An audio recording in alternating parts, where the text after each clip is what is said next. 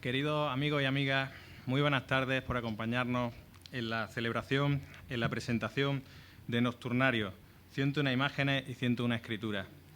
Estamos de celebración y es un día de agradecimiento. En primer lugar, a Ángel Olgoso, el creador de esta maravillosa idea, a José María Merino, que se implicó al máximo como si fuera un proyecto propio y trabajó como el que más con Ángel, a los que nos acompañan en la mesa, a Rosa Montero, Marina Tapia, André Ibáñez, al resto de escritores que también nos acompañan en la sala y, por supuesto, agradecer también a los escritores que no nos han podido acompañar. Es también un día de celebración para Editorial Nazarí. Hace 3 años, 3 jóvenes constituíamos esta pequeña y modesta editorial. No tendré nunca tiempo suficiente para agradecer a Paolo Remorini, que ya no forma parte de la editorial, y a María Luisa Pérez Mérida, que desgraciadamente ya no está con nosotros, su esfuerzo, su valentía, su dedicación y su ilusión. La editorial Nazarí se complace de estar hoy en Madrid presentando un proyecto tan especial como este Nocturnario, 101 collages de Ángel Olgoso y 101 escrituras diferentes, entre ellas una del propio Olgoso. Mucho trabajo por parte de José María Merino, el otro coordinador del volumen, y el cuentista granadino. Mucha pasión por nuestra parte, algún contratiempo superado, y ya nos encontramos en la puesta de largo madrileña de uno de los mayores ejemplos de pluralidad literaria de los últimos tiempos. Si los collages de Olgoso son de lo mejor que la capacidad creativa de este escritor ha conseguido mostrarnos, su inventiva, la sutileza de los planteamientos retóricos de la imagen, el ir más allá, que no sabemos dónde es, pero que nos transporta a otro lado, al otro lado del espejo, como si nos llamáramos todos Alicia por un momento. En fin, algo muy parecido visualmente a lo que nos tiene acostumbrados en sus micros y cuentos. Lo extraño, lo inefable, lo oscuro, la sombría rareza de una hermosura que no todos somos capaces de ver, descubrir, enseñar, compartir o disfrutar. Los 100 autores que han querido acompañar al Olgoso, algunos de los que nos acompañan entre el público, nos consta que se han esforzado para estar a la altura y ahí está el resultado. Los textos hablan por sí solos. Y por si alguien no conoce alguna de las escritoras, que mire su currículo. Si no nos suena uno de los escritores, repasemos su vida en las páginas de este libro. Este es el último ejemplo de la implicación cultural que la editorial Nazarí asumió hace 3 años. Compromiso ético con los escritores y la literatura, compromiso estético con la belleza y compromiso social con la época y el sistema que nos toca vivir. En tiempos convulsos es necesaria la labor de todos, escritores y escritoras, poetas, novelistas, cuentistas, dramaturgos, ensayistas, todos y todas. Contar para hacer de este mundo un lugar mejor, porque la literatura puede llevarnos a sitios insospechados, nos enseña el respeto por la diferencia, nos hace libres, honrados, sensatos y propensos a la hermosura travestida de tiempo. Porque si somos tiempo hecho de memoria, continuemos en nuestra labor que algo quedará. Esperemos dejar un futuro sembrado de esperanza en el que brillen libros inolvidables como este trocito de paraíso que hemos alcanzado a paladear tras un merecido trabajo por parte de todos. Nocturnario. Les dejo con José María Merino. Muchas gracias.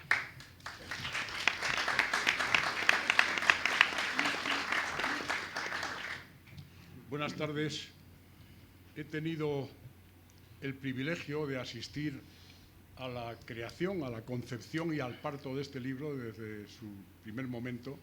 Y la verdad es que en una vida rodado de libros por todas partes, tanto propios como ajenos y de todo tipo, es uno de los libros más hermosos que he tenido ocasión, en el que he tenido ocasión de participar, ¿no?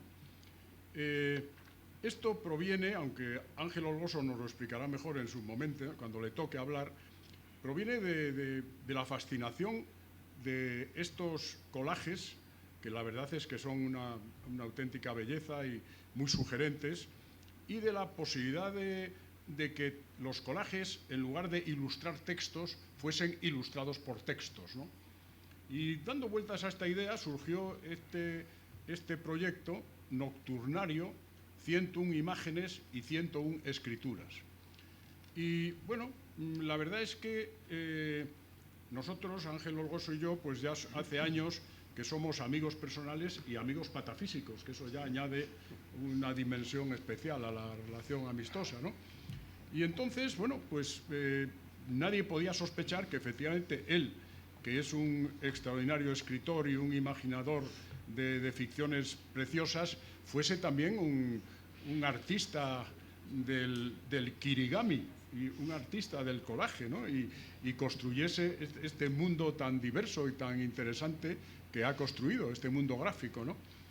Luego, cuando empezamos a pensar, o se empezó a pensar, porque él tenía esa idea, en esa posibilidad de ilustraciones textuales del mundo gráfico, pues partimos de esa voluntad de integrar pues muchas voces, integrar casi las dos partes del océano, gentes de todas las generaciones, de todos los lugares, que tuviesen su propia aproximación, una aproximación formalmente breve a la ilustración correspondiente, ¿no? Y así se fue construyendo el libro. Yo la verdad es que nunca pensé tenerlo tan rápidamente en las manos y además que quedase tan hermoso, porque es una pieza de bibliófilo, eso ya se lo aseguro, es una pieza de bibliófilo. Entonces, aquí me he ocupado del prólogo y voy a leer un poco del prólogo. Digo, he aquí el resultado de tal confrontación, la confrontación de las personas que han escrito los textos con los collages que preparó Ángel Olgoso. Debo precisar que todos los textos son inéditos y que la inmensa mayoría de quienes los han escrito se han inspirado en la imagen propuesta. Como podrá comprobar quien lo leyere, encarados a la imagen correspondiente, se suceden aquí toda clase de ensoñaciones, reflexiones, sucesos y escenarios, avernos y zoológicos, naufragios y criaturas reales o imaginarias, introspecciones y malas conciencias, futuros distópicos, juicios severos, visiones extrañas, sueños en ebullición, asesinatos. Irrumpe el espacio del otro, al acecho la innombrable, a menudo presentes Dios y Satán con otros mitos inmortales. No falta el caballero de la triste figura y metamorfosis orgánicas e inorgánicas. Hay música, colores, símbolos, espacios insólitos, viajes estrafalarios, guisos macabros y juicios finales, y fluye la memoria perdida o recobrada sin que falte la crisis, con depredaciones y asedios, ni deje de formularse el juego de la creación con secretos, recuerdos y preguntas. El amor, la literatura, la mirada perpleja, curiosa, enfermiza, desorientaciones, seguridades, enfrentamientos y en todo los fantasmas, el tiempo y el destino. Minicuentos, poemas de muy diversa perspectiva, pequeños ensayos, diálogos de aire teatral. En el conjunto no faltan la ironía, el humor, lo fantástico, el terror, ni la evocación mitológica o la vibración lírica. Y acabo el prólogo diciendo, y quiero concluir señalando, ahora que vivimos el fulgurante acoso cibernético, que este es un libro en papel, un libro de verdad, y que además está lleno de imágenes como los grabados que llevaban los productos nacidos de la invención de Gutenberg. Y ya al final acabo muy solemne diciendo, un libro de verdad que se acoge a la protección de la diosa de la noche. Bueno, un libro de verdad, efectivamente. Ahora que ya los libros son otra cosa, pues este es un libro de los de toda la vida, con papel, que además huele bien, tiene un lomo pintado a mano, de rojo, como ven, como las cubiertas son negras, eso le da una dimensión misteriosa y especial, y insisto y repito, y ya con esto me callo, no para siempre, que ha sido para mí una verdadera satisfacción asistir a la creación de este producto en los tiempos que vivimos. Y nada más. Tiene la palabra doña Rosa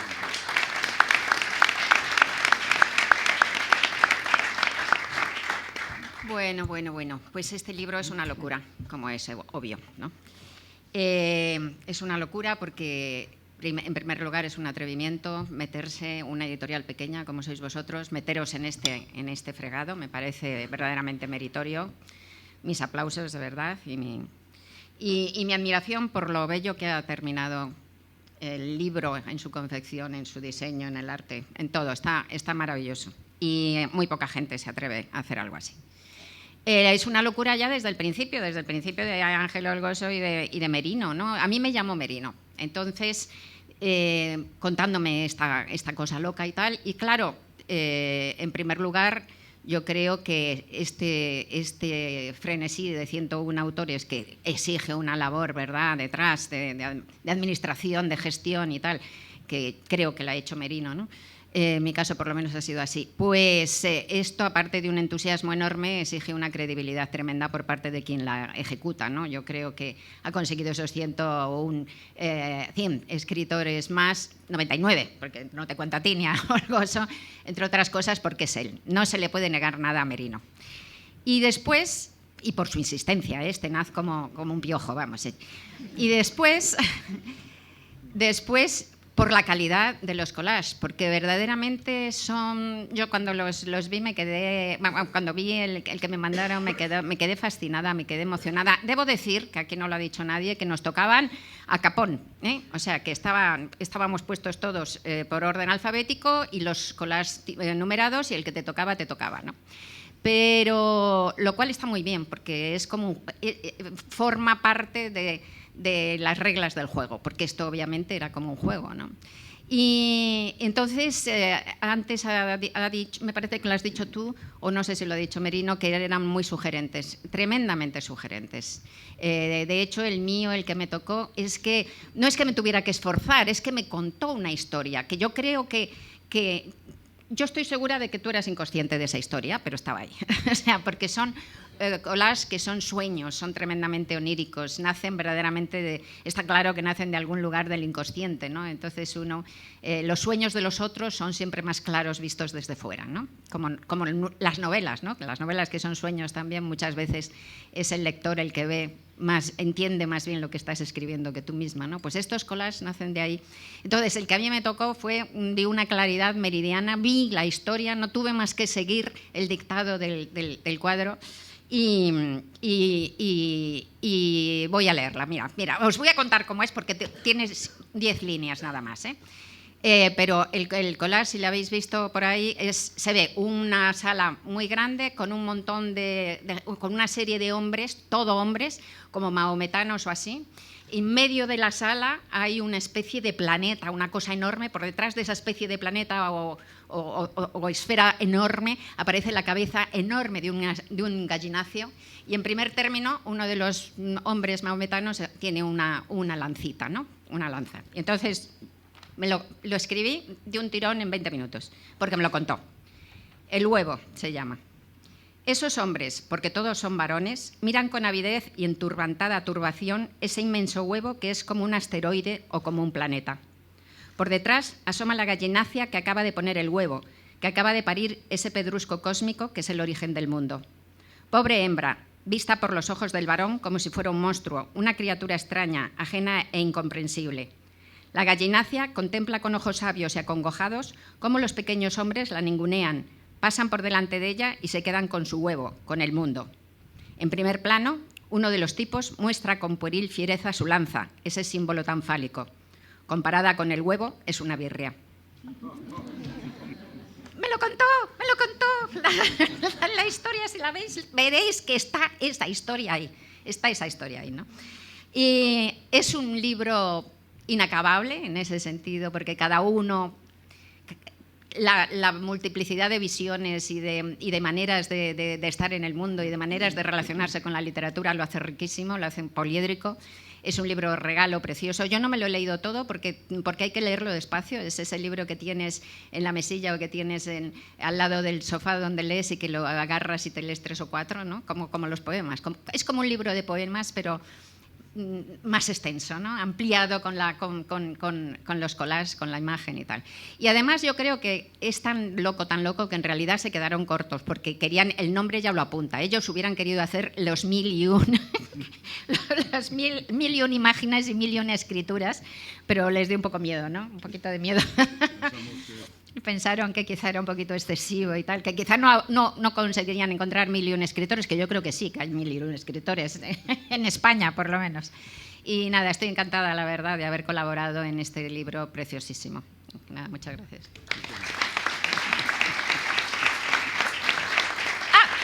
Momento, tengo que presentar al siguiente, que es Andrés Ibáñez, que es escritor, como conocéis, sabéis todos, y crítico musical. Buenas tardes. Este es un libro muy bonito, es muy bonito como objeto, es muy bonito porque es cuadrado, es un libro diferente, que ocupará un espacio diferente en la biblioteca. Los textos son sorprendentes. Yo tampoco los he leído todos porque requiere mucho tiempo. Cada texto es un mundo, pero hay muchísima variedad. Hay poemas, hay pequeños relatos, hay pequeñas reflexiones, hay muchísimo ingenio, hay fantasía, hay ironía. Me ha agradado comprobar que cada uno es fatalmente el mismo y que en el cuento de Rosa Montero, por ejemplo, es totalmente feminista, ¿no? Realista, realista. Ya, eso. Yo quería hacer una reflexión sobre las imágenes y sobre la imaginación. Este es un libro que tiene en un lado textos y en el otro lado imágenes. Las imágenes han inspirado los textos. Para mí las imágenes son fundamentales. Y creo que nosotros, bueno, hay un poema de Rilke que dice que estamos hechos de imágenes. Creo que nosotros estamos hechos de imágenes y creo que estamos hechos sobre todo de imaginación. Creo que en este libro se ve la imaginación funcionando, la imaginación haciendo su trabajo y se ve de 101 maneras diferentes. Hay una historia sobre las imágenes que a mí me fascina realmente y tiene que ver con el último poema, uno de los últimos poemas de Wallace Stevens, que se llama Ángel rodeado de paisanos o El ángel necesario. Este es uno de los poemas más importantes de Wallace Stevens.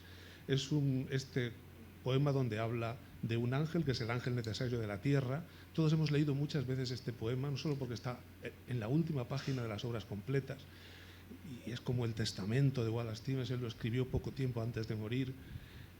Luego Massimo Cacciari escribió un libro que se llamaba El ángel necesario, basado en este poema de Wallace Stevens, y en este poema aparece este ángel, y el ángel que está en la puerta y que nadie le hace caso, empieza a hablar y dice: yo soy el ángel necesario de la tierra porque en mi vista, a través de mis ojos, tú ves el mundo de nuevo, y a través de mi voz tú puedes oír el mundo de nuevo.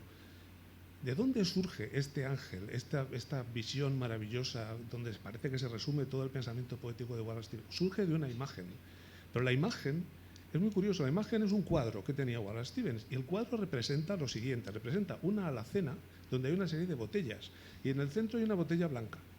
Esa es la imagen. Nadie al ver esas botellas habría tenido quizá ninguna visión, pero Wallace Stevens al ver esas botellas tuvo la visión del ángel necesario de la tierra. ¿Por qué sucede esto así? Bueno, con las imágenes pasa algo muy raro. Las imágenes producen efectos que nosotros no podemos medir. ¿Por qué? Porque son un lenguaje. La imaginación es un lenguaje, pero es un lenguaje que no se puede traducir, a conceptos, o que no se puede traducir a palabras. Es un lenguaje especial. Yo creo que los escritores nos alimentamos de ese lenguaje, intentamos seguirlo. Yo, desde luego, hago lo mismo, intento hacer lo mismo que hacía Wallace Stevens. Yo sigo mis imágenes. En este caso ha sido muy fácil porque tenía la imagen ya. Lo que yo hago es seguir la imagen y ver a dónde me lleva, sin preguntarme qué significa, sin preguntarme si significa algo, porque fatalmente todo acaba significando algo.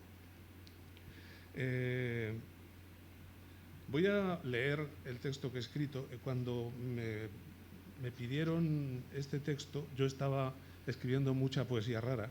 Estaba escribiendo una novela en verso y entonces estaba escribiendo poemas en los metros más difíciles, por ejemplo, sextinas, villanelas, rondeles, roundels, muchas.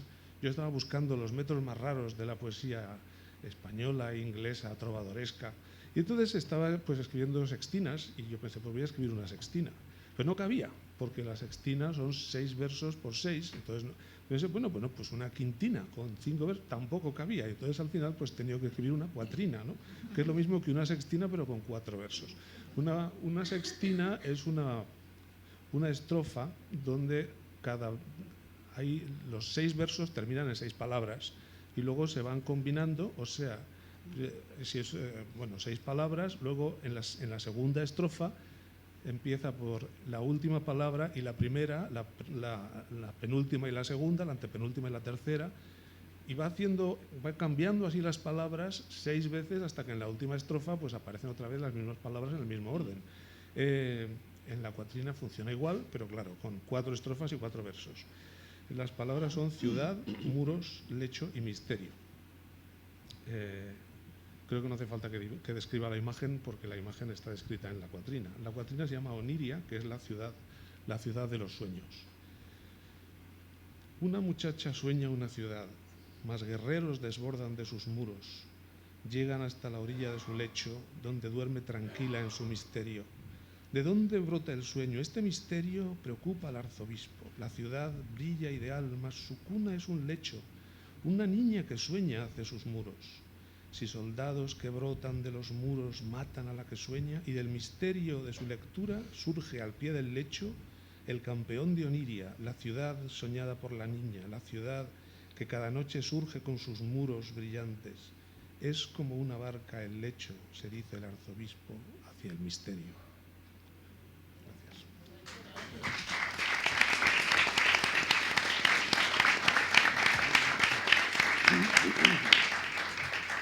Bueno, pues le paso la palabra. Hola, buenas tardes a todos y a todas.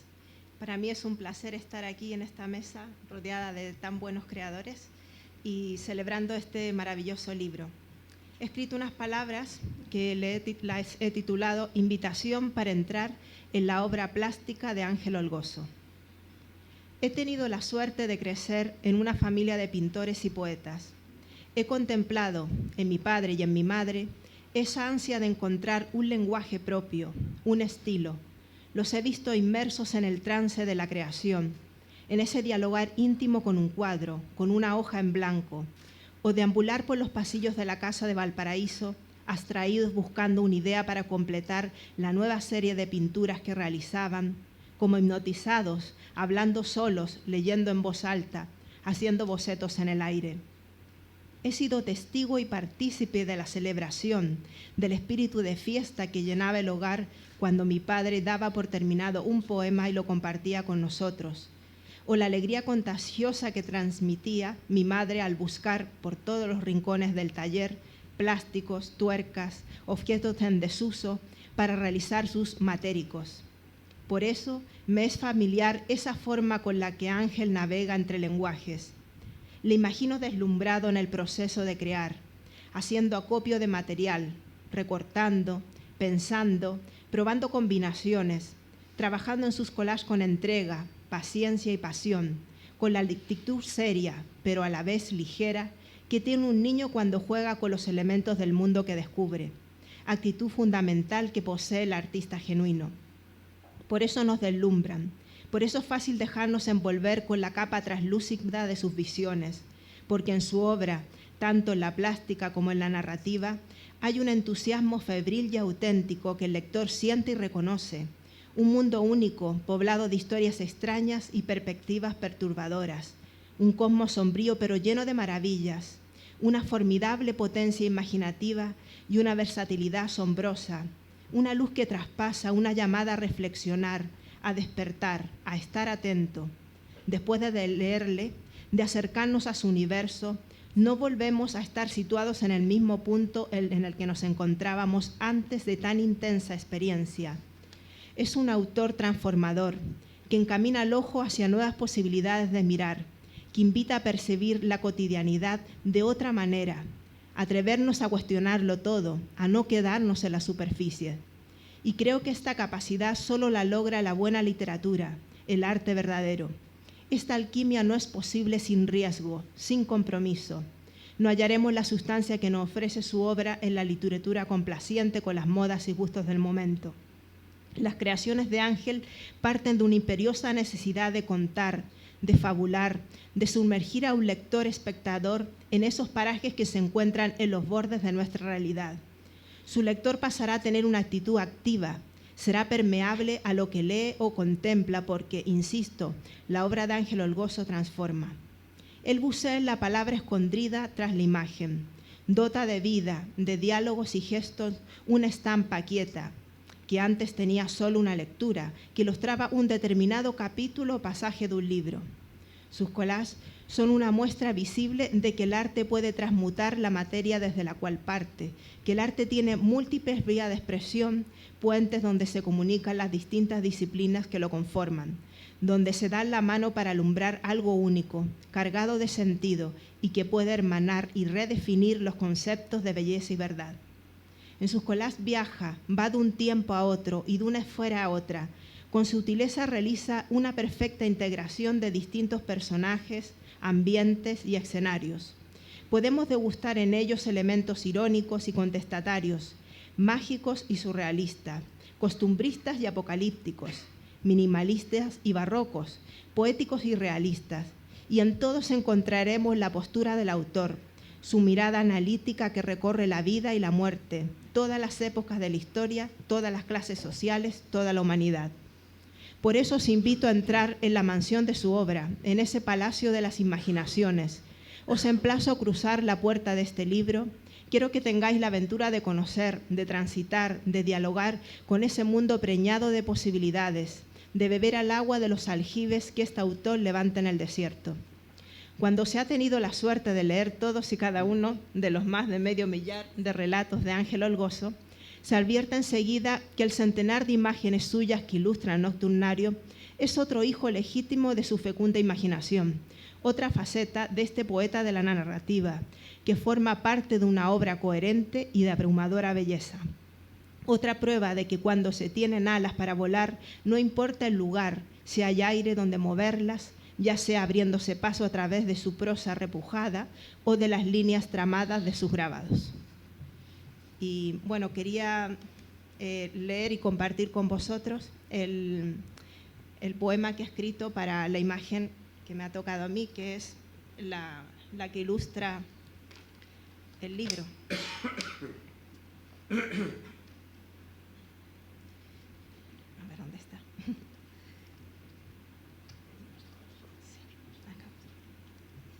Acá. Bueno, en la imagen se ve una figura que es la muerte, que está haciendo una súplica, un ruego a una mujer desnuda. Propósitos. Lucharé por tu cuerpo, de cierva iluminada en la tormenta. Me resisto a que el río que desata tu voz se convierta en mutismo o se manche en el mundo. No puede, te repito, una sustancia ígnea como tú, excusar cada día su pecado de arder. He de rezar a dioses subterráneos, 3 velas, una danza, una diatriba, para que siempre seas, siempre. Yo te rescataré sobre mi lecho, tu alarido será tan alto, tan espeso, nadie te raptará de mi jardín, ni siquiera la vida. Gracias.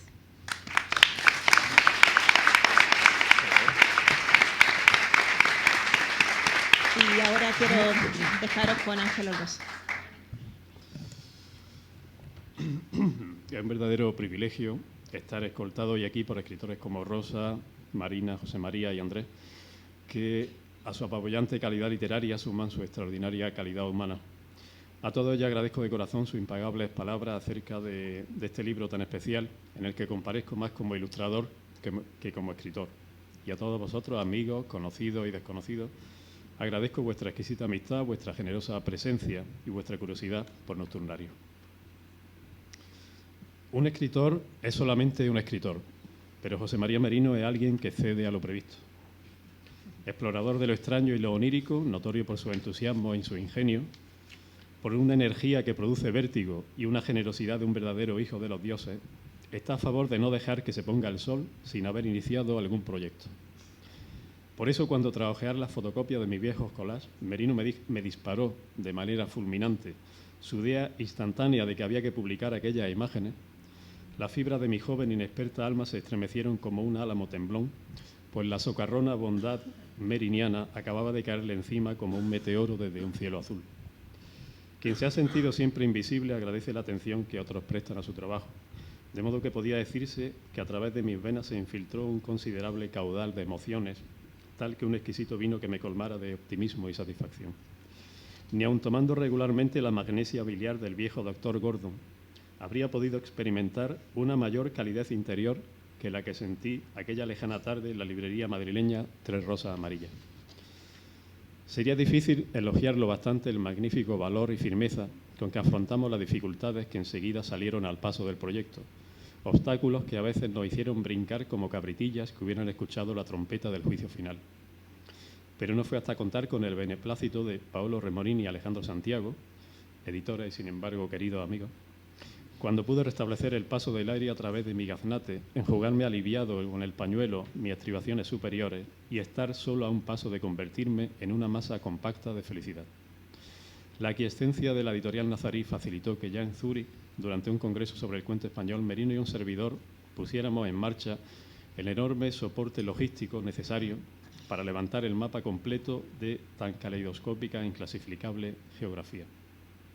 Sin talento para la autopromoción, yo me distendía feliz en la contemplación de su destreza organizativa y en el entusiasmo sin fisuras que suscitaba la idea en el centenar de escritores invitados. Tal era el panorama antes de la solidificación de este hermoso volumen polifónico e intertextual. Añádanse algunas homéricas peripecias y se tendrá una descripción completa. Admitirán que solo estos hechos ya bastan para hacer feliz a cualquiera sin necesidad de estar palmariamente beodo. Pero quizá también se preguntarán de dónde provienen estos humildes collages míos completamente artesanales. Como buen epígono del romanticismo, movimiento al que Ortega y Gasset definió con puntería como el libertador de la fauna emotiva viviente en nosotros, en mi relato siempre me ha interesado explorar la frontera entre sueño y vigilia, dar rienda suelta a la potencia expresiva de nuestras capas más oscuras y profundas, provocar el vuelco de la razón, introducir elementos extraños y perturbadores, ajenos a la norma o al espacio y el tiempo, que nos empujen a una mirada renovadora de la realidad. Pues bien, cuando a mitad de los 90 sufrí una insidiosa parálisis creativa, propiciada en igual medida por la pesadilla de unos vecinos voluntariosamente infernales y por la desilusión creciente de ver que, después de 2 décadas de escritura de relatos, aún no había conseguido que un solo libro mío hallara acomodo en los estantes de una librería, los jinetes de la imaginación encontraron la forma de seguir galopando y lograron abrirse paso en el denso seto de la inactividad, pero lo hicieron sobre una montura distinta, collage en blanco y negro a partir de grabados decimonónicos. Ignoro si aquel pasatiempo inocente y de carácter casi secreto buscabais conscientemente favorecer el uso de la parte del cerebro que está a la vista, los ojos, para reclamar una mirada personal, singular, que despertara los sentidos, que los limpiara de esa aturdidora sobreabundancia de imágenes que en la actualidad, con los medios digitales, no han hecho sino multiplicarse hasta el infinito. Sin embargo, sí recuerdo con nitidez la fascinación que me provocaban aquellas combinaciones más íntimas de la mente, el placer que me procuraba conectar una imagen recién recortada con otra disímil o con un fondo inesperado. Esto es, traducir visualmente otras facetas surreales, oníricas, eróticas, grotescas, sobrenaturales, macabras, míticas, otras dimensiones que son inseparables de la condición humana.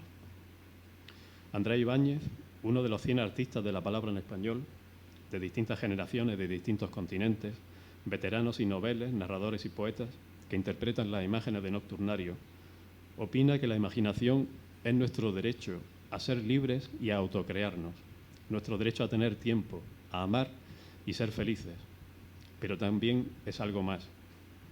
Es una herramienta de evolución de la conciencia.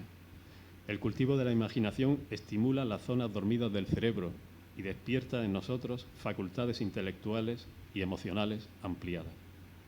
Necesitamos la imaginación no para soñar o para evadirnos de la realidad, sino precisamente para despertar y para comprender. Por otra parte, y aunque es evidente que las imágenes de esta fantasmagoría nocturna le deben tanto a los grabados de Goya y de Kubin como sobre todo a los collages de Max Ernst, no lo es menos que al aunarse ahora, en virtud de una generosa ósmosis, con poesía, narrativa y pensamiento, en una fusión creativa particular, en un corpus cargado de múltiples lecturas, en un palimpsesto de voces alrededor de esta muestra gráfica de mis pesadillas y mis quimeras, aquellas imágenes son llevadas a una dimensión asombrosa, se expanden en un universo mestizo y delirante. Según Salman Rushdie, cuando la razón y lo irracional se separan, producen monstruos, pero cuando se combinan, crean maravillas. Hoy, cuando imaginar semeja un lujo innecesario, cuando parecemos estar ante la muerte de la imaginación a manos de la sobreinformación, este volumen de 100 miradas plantea analogías entre unas formas de lenguaje y otras, facilita, propone, ofrece la creación de imágenes más mentales, se presenta como un libro espejo, donde las palabras reflejan imágenes y las imágenes evocan palabras. como una obra abierta, repleta de referencias a la literatura, al arte, a los propios ensueños y figuraciones, en la que el goce visual se marida inmejorablemente con la ficción, con la reflexión y con la belleza refinada por la poesía. Se dice que el collage quizás sea la mayor innovación artística del siglo XX, el siglo en el que la cultura se transformó en un juego de apropiaciones.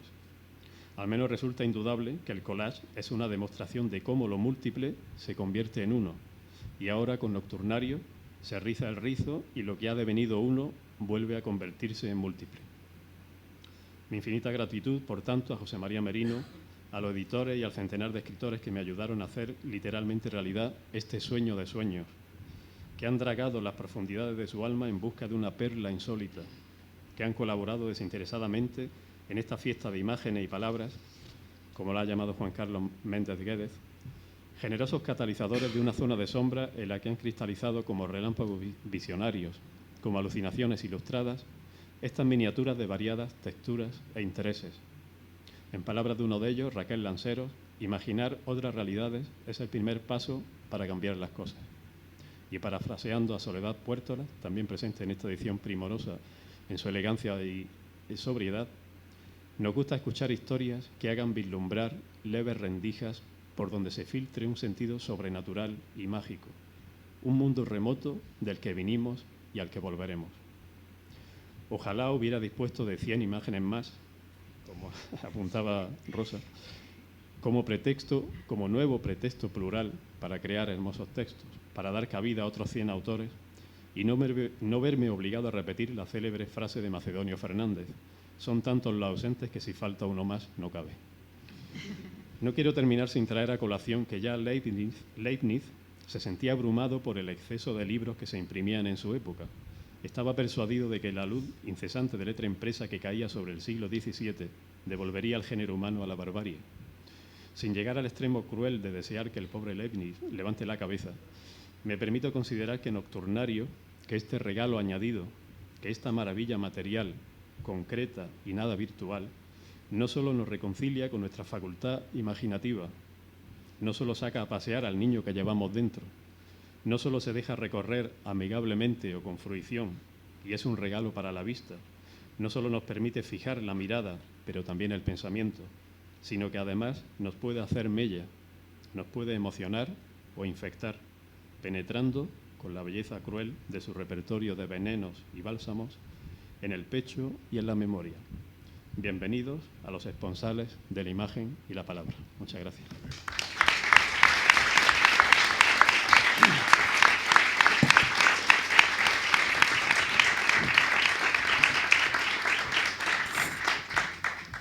Si alguno de los escritores o escritoras que han colaborado en Nocturnario quiere leer su texto, solo tienen que pasarse por el atril y estaremos encantados de escucharles.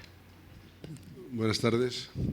Bueno, yo quisiera dar las gracias en nombre de todos los compañeros que hoy no han podido asistir a estos 3 locos maravillosos, porque gracias a su tesón y entusiasmo han llevado a buen término este maravilloso proyecto. A mí me tocó una lámina, bueno, la estamos viendo ahí, y yo vi en ese anciano que está en sus postrimerías, vi el desvalimiento de muchos ancianos. Escorzo de un anciano a la intemperie. A buen precio el medio kilo de honesta zanahoria. Su huella ignominiosa dejando en los baberos la renuncia de sabores cumplidos con la edad. Textura, por ejemplo, de nísperos y vino. Paladar de frambuesa en la terraza. Titubeante oblea. Postre fatal. Más barato todavía el olor a detergente en el pasillo, renqueante su fragancia entumecida, funcionario y cumplidor cuando enmascara fumarolas de orín bullendo en los pañales. 2 por 1, atento tienes el tacto sudoroso de la felpa que hacendosa en tus rodillas viaja. Y gratis, completamente gratis, un martes buscando en las esquelas y una sonda amable a tu nariz prendida. Te mataría, amor, por haberte suicidado. Gracias.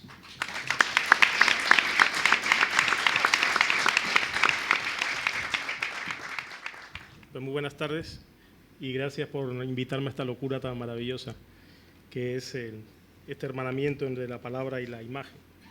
Pues ahí me tocó esta especie de máquina de escribir que con sus garras lleva a un hombre que a su vez lleva en sus manos una especie de serpiente, una cola, y empecé a darle vueltas y identifiqué a Minos. Y de ahí nació pues este eterno retorno. Desde las alturas, las rocas les parecieron menos densas. Aún pudo ver el sol hundirse en el horizonte. El mar, su espuma dispuesta en bandas estrechas, ribeteaba la luz crepuscular de los afilados contornos de los arrecifes. A Minos le pareció un lugar hermoso para que la imaginación, su máquina alada, lo dejara precipitarse hacia el final que le había escrito, liberándolo de su oficio eterno en la entrada del infierno. Pero los mitos son tercos. Regresó para devolverme el final. La imaginación, su máquina alada, me catapulta hacia el blanco perfecto de un macizo rocoso, hacia el impacto certero de la primera letra de la primera línea de una nueva historia. Será un impacto oscuro, sin soles que se hunden ni espuma de mar salpicada de crepúsculo. Minos pulsa la tecla y se ríe, advirtiéndome que nos volveremos a ver muy pronto, a la entrada, donde siempre. Pero la imaginación es terca, más que los mitos. Desde las alturas, las rocas le parecieron menos densas. Gracias.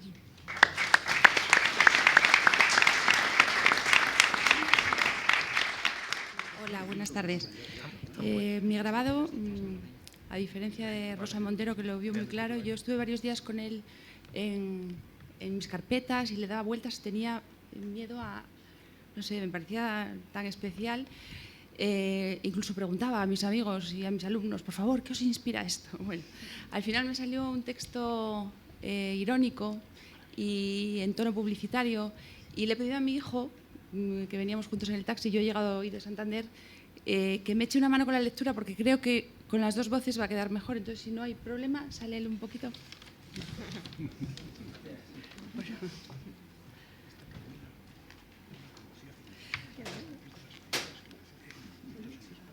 Yo creo que por aquí sí. Bueno, empezamos con una cita de Gila, que todos tenemos su voz entrañable en nuestra mente, ¿no? Ustedes podrían parar la guerra un momento. Y el título, al final creé una empresa, la llamé Hostis Hostes S.A., con un eslogan: disfrute dando guerra. Tráiganos su proyecto bélico. Nosotros se lo financiamos. Le ofrecemos las mejores condiciones de financiación, así como exclusivos productos y servicios para hacerlo realidad. Asesoramiento de especialistas en geopolítica, terrorismo y merchandising. Alquiler de espaciosos campos de batalla. Complementos de serie, barro, minas, trincheras y ratas. Ponemos a su disposición un personal shopper armamentístico, con cada lote de armas adquirido, un pack de conflictos de regalo, más un CD con los mejores daños colaterales del año. Hostis Hostes S.A. Disfrute dando guerra. Este mes, condiciones preferentes para guerras santas. Envío gratuito de nuestro amplio catálogo de verdades absolutas. Elija su masterclass entre cómo motivar a su mesnada, a cargo de un prestigioso coach, curso de decapitación y despiece de adversarios, impartido por famoso chef televisivo, o cómo hacer difusión viral en la red y editar en bonito vídeos execrables. Docente anónimo encapuchado. Y 2 transfusiones gratis. Además, si se muere en la batalla y no se salva, le condonamos su comisión de cancelación de deuda. Tráiganos a su enemigo.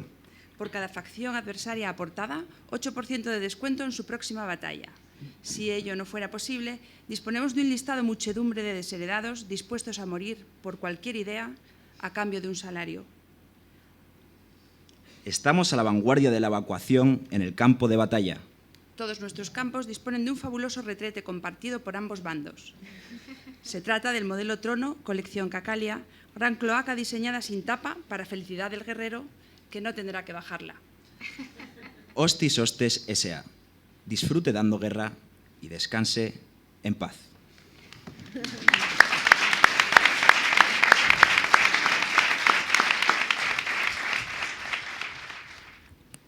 Buenas tardes. Soy Ernesto Pérez Zúñiga, estoy encantado de pertenecer a este nocturnario maravilloso. Cuando me invitaron Ángel Olgoso y José María Merino, pues me hicieron un gran favor, porque estos juegos son de los que más me divierten.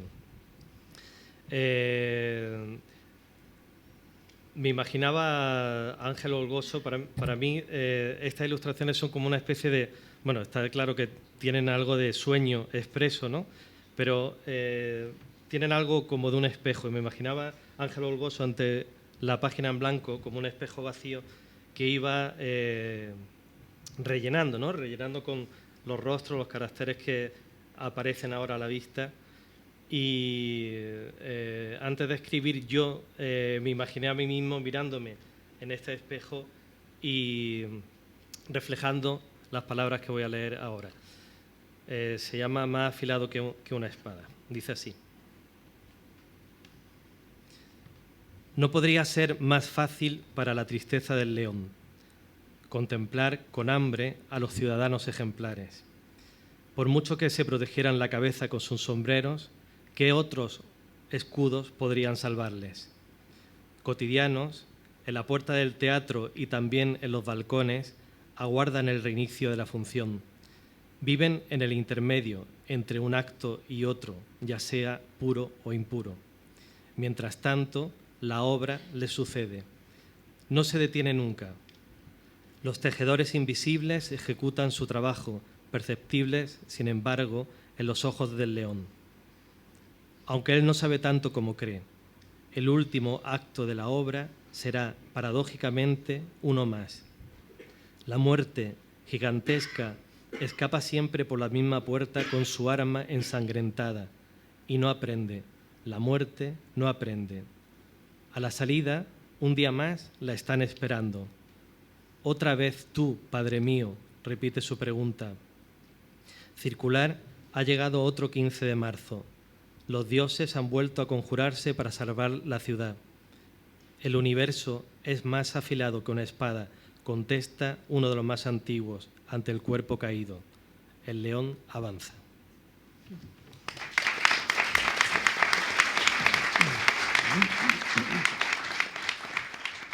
Buenas tardes. Mi nombre es Ramón López Pazos y estoy encantado de formar parte de este proyecto extraordinario de Ángel, José María Merino y todos los colegas. Os voy a leer mi relato, se llama Cuestión de fe. El mayor de los monjes, iluminado al fin, dio razón a la comunidad de las palabras cifradas en el Evangelio apócrifo. El resto, revolucionado, cayendo la cuenta de su fatal destino, quiso conocer la fuente que esgrimía el patriarca. Este habló de un evangelista adscrito a su congregación, testigo de una sentencia dictada por aquel a quien rendían culto. Algunos hermanos refutaron tal sentencia. Sin embargo, no podían negar que su orden menguaba y parecían condenados a la desaparición en un mundo inabarcable para ellos. Todas sus prédicas no hicieron sino acelerar el proceso. Un pasaje del Evangelio no daba lugar a la duda. Mis fieles alcanzarán la insignificancia. En efecto, el prior señalaba el libro mientras su boca eructaba la tragedia a ritmo de salmodia. Nada temáis, decía, encorvado por la densidad de la pena. Es su testamento y debemos plegarnos a él. No es más que un apócrifo, señaló otro penitente. ¿Por qué hemos de creerlo? ¿Por qué creer en el discernimiento del abad? De nuevo un revuelo generalizado estalló en la asamblea. Recobrado el silencio, observaron su entorno agigantado y comprendieron que ya solo quedaba rezar, aunque su oración resultara ya insignificante por completo. Gracias.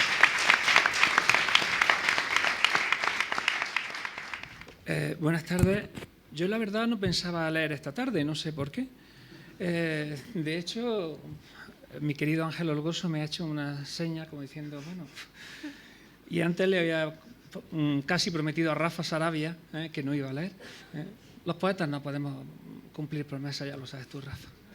Bueno, voy a leer sobre Aracne y Atenea, que fue la empresa en la que José María Merino y Ángel Olgoso me metieron al enviarme esta lámina, previa aceptación de participar en este proyecto verdaderamente maravilloso, ¿no? Sobre Aracne y Atenea. Cuentan antiguos tejedores de mitos historias sobre una mujer habilidosa como nadie en las artes de hilar telares, que hasta se la creía inventora del lino y todo tipo de redes que hilvanaran cuadros y palabras. diestra en atrapar con maestría esos y otros lienzos, pudo sentir en lo más profundo que persona alguna fuera capaz de igualarla a la hora de recrear las pasiones, victorias o motivos en estampas dilvanes y dialécticas. Un día, quien la hubo protegido durante años vino a visitarla tras un rostro envejecido para comprobar si eran ciertas las lenguas que la tildaban de insensata y arrogante, cuando disgustada contempló la ingratitud y frivolidad de la experta tejedora que, desafiante y victoriosa, tuvo como premio la prolongación de su oficio a modo de extremidades añadidas a su naturaleza. Así, cuentan cómo aquella extraña mujer se convirtió en araña para tejer eternamente las telas en las que quedó atrapada de sí misma. Dicen que algunos poetas han podido encontrarla perdida y loca por el purgatorio, e incluso nos llegan imágenes de un dorado grabador que la hallara en aquellos parajes cual araña demente en su tortura. A veces, en noches de vigilia e insomnio, me vienen escenas que encarnan a un soldado apuntando con crueldad a quien se quedó enredada en sus propios hilos, y me invade el recuerdo cercano de otras Ateneas a las que les gusta hablar con las arañas. Buenas tardes. Quiero decirles que yo acepté participar en este proyecto porque me lo pidió José María Merino. Es muy amigo y es una persona tan generosa a la que no se le puede negar cuando dice participa en esto que vale mucho la pena. Bueno, cuando he visto el libro me ha alegrado mucho de haber participado porque verdaderamente es un libro precioso, tan bien editado, con tanta gente que dice cosas tan bonitas y con estas imágenes que les quiero decir una cosa. A mí me tocó uno, como a todo el mundo, y de pronto me di cuenta de que sugería algo que estaba allí y que podía remover cosas antiquísimas, porque lo primero que pensé fue en Circe. Está una señora guapísima y unos cerdos, pues era Circe, la maga, convirtiendo a los hombres en cerdos. Pero había algo más, y por fin salió a la superficie y es lo que les he contado. La imagen me recuerda a la maga Circe, que convertía a los hombres en cerdos, pero sobre todo me ha recordado un episodio de mi infancia.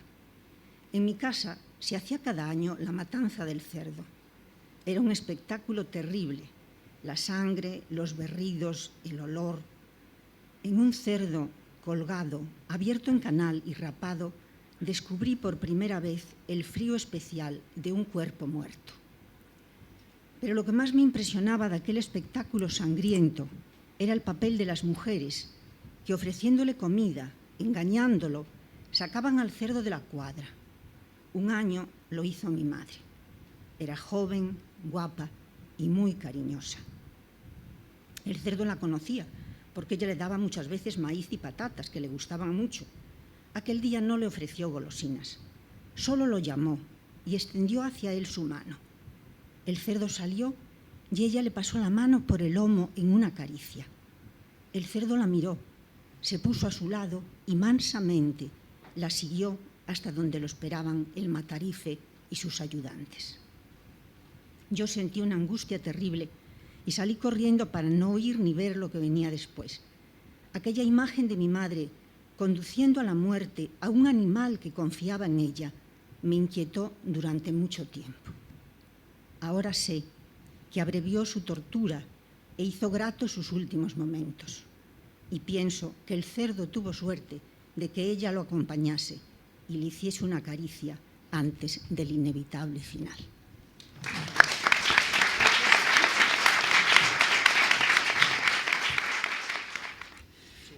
Bueno, buenas tardes a todos. Yo soy Rubén Abella.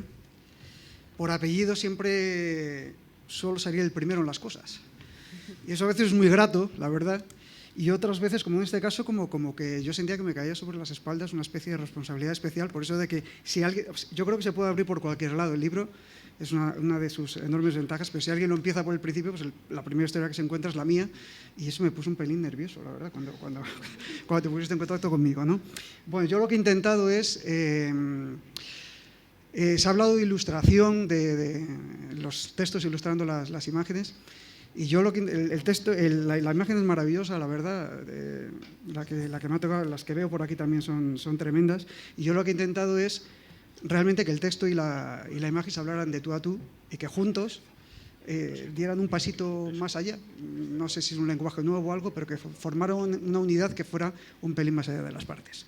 Bueno, y leo. Se titula Palimpsesto. Más allá del monte séptimo, al enfilar el paso de Nebus, nos hicieron ponernos las capuchas y empezaron a repetirnos lo que ya nos habían dicho 1000 veces antes de salir de Zobeida. Que no mirásemos bajo ningún concepto, que oyéramos lo que oyéramos, siguiésemos caminando sin levantar la cabeza. Nadie parecía dar las órdenes. Serpenteaban por la larga columna de hombres como un susurro sin dueño, amedrentándonos, poniéndonos en tensión.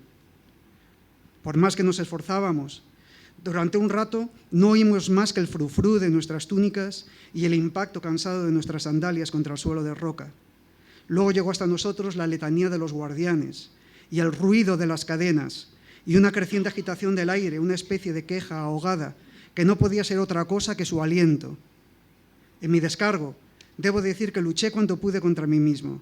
Apreté los dientes y los puños. Traté de alejar de mi mente aquel paso sombrío, pero al final me falló el ánimo. Casi sin darme cuenta, me volví hacia el montículo y miré. A partir de entonces, todo sucedió muy deprisa.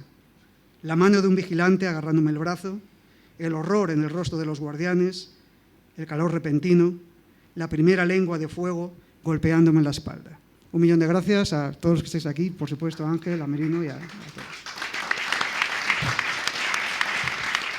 Hola, buenas tardes. Mi nombre es Francisco López Serrano. En primer lugar, quiero agradecer a José María y a Ángel que me han invitado a participar en este proyecto maravilloso y en otro que está en marcha. Veo que Ángel es un gran promotor de proyectos maravillosos.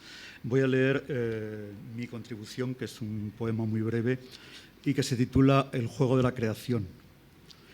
Por medio de la danza, el Dios expresa su plenitud y en ella, pura expansión del gozo de sí mismo, se crea el universo sin razón, sin propósito alguno y sin necesidad, como puro juego, casi como una simple travesura, pues el Dios es pleno y no precisa nada ajeno a sí mismo.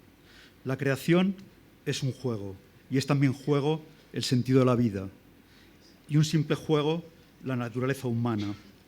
Así, cada hombre, en su insignificancia, como expresión de su pura vacuidad, sin razón, sin propósito y sin necesidad, como puro juego, casi como una simple travesura, en justa proporción, destruye el mundo.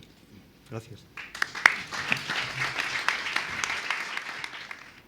Panfilotón de Catarrea, el último superviviente de la raza de los gigantes, vivía tranquilamente en La Mancha, disimulado bajo el aspecto de un molino. De vez en cuando, en las noches más tenebrosas, buscaba algunas ovejas para alimentarse. Un día acertó a pasar por allí un jinete armado de una lanza que tenía algún don misterioso, pues fue capaz de advertir su verdadera naturaleza. El jinete lo atacó y el supuesto molino se libró de su agresor de un manotazo, pero decidió mudarse. Tras residir en diversos lugares, acabó instalándose en Madrid, con el aspecto del monumento a Cervantes de la Plaza de España. Piensa que allí es difícil que venga a parar el jinete lancero y sobrevive comiéndose de vez en cuando a un turista o a un mendigo.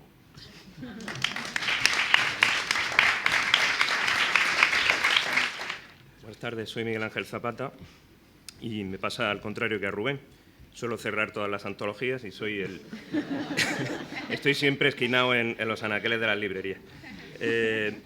Bueno, cuando gente como José María o como Ángel te proponen algo, aunque te den la imagen y ya te cierren el sentido narrativo que tú le puedas dar, y efectivamente, como decía Rosa, esto está ya más que narrado, pues solo puedes decir que sí. Bueno, y agradezco a Editorial Nazarí el esfuerzo físico de hacer un libro como este y de haber acogido a 101 voces, que ya es difícil aunarlas en un solo libro y que todo el mundo con sus compromisos pueda aportar algo. Bueno, quería decir una cosita antes del texto. Si conocierais el estudio Cripta de Ángel, entenderíais la capacidad de ensoñación, de ilusionismo narrativo y de pesadilla, que también tiene mucho este libro, de pesadilla gozosa. Mi texto se titula Una cena, y cuando me lo pidieron, acababa de tener una reunión con padres de alumnos, que no había sido precisamente muy provechosa, y creo que algo de eso se ha colado en el texto. ¿Crees que tu hijo alcanza la perfección a la mesa cuando haces de la cubertería y esos naipes con motivos infantiles una excusa de navegantes sobre la sopa que aún humea en el plato frente al niño? Dispones cuidadoso esa precaria embarcación, el oleaje tímido con el sabor a verdura metálica de la cuchara, tus recuerdos de pantalón corto, rodillas desolladas y relojes blandos. Entonces no adviertes al hijo mirando más allá, izando el velamen, jugándose el pellejo en una travesía oleosa, aspirando el aire marino con leve tufo a puerros, dirigiendo el timón a empresas más heroicas para las que no hacen falta tus manos. Cuando vuelves al plato de sopa es tarde, padre, papá, es tarde. Hay ya una fiebre de galeones dibujándose mar adentro, una desesperación pueril de alcanzar catedrales junto a la orilla de la cocina que naufraga, que ha naufragado. Entonces, sí, ya comprendes que tus manos no llegan a tiempo, tus manos a deshora, padre, papá. Entiendes torpemente que se te anegan los pulmones en un océano de menestra caldosa, que aferrarte al borde del plato sopero es un placebo inútil. Y mientras, en cualquier reloj catedralicio ahí fuera, atruena una hora demasiado tarde, una hora de hijos que desgastan pupilas en un horizonte que no te comprende. Gracias a todos.